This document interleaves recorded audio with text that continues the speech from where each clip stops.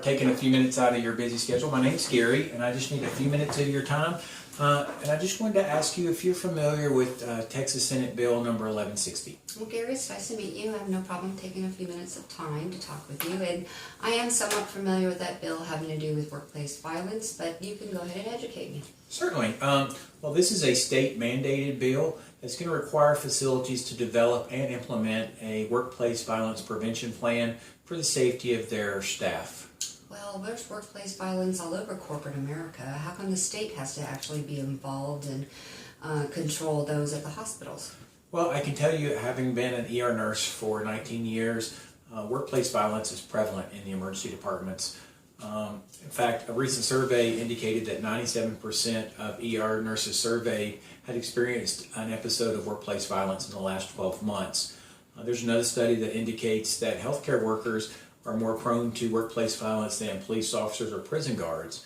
And another study indicates that 1 out of every 10 emergency department nurses experience an episode of workplace violence at least once every week. So as you can see, it's a very prevalent problem that needs to be addressed. Well, that's pretty incredible. I didn't realize there was so much distinction between hospitals as opposed to police officers and prison workers.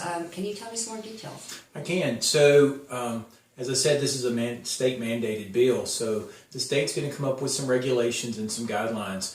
Then the facilities will have to make their plan based on those guidelines, submit their plan to the state for the state to review. Then the state will get back with facilities if they need to alter or change anything to get it in compliance with the state regulations.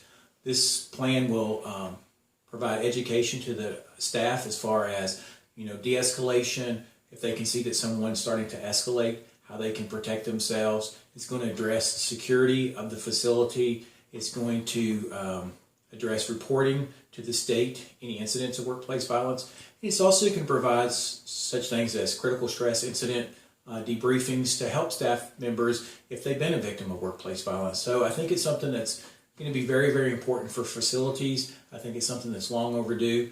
And having the Texas ENA support for this bill would be greatly appreciated. Well, it sounds like a very well thought out plan, and I think it would be a benefit of hospitals to implement. Do you have any other resources with you? Well, I do. I have this little brief that talks about some of the statistics that I talked to you about and shows you how to get in touch with me if you have any additional questions about the bill. Okay, great. Thank you. I appreciate your time. Well, thank you so much for meeting with me, and you have a great rest of the day.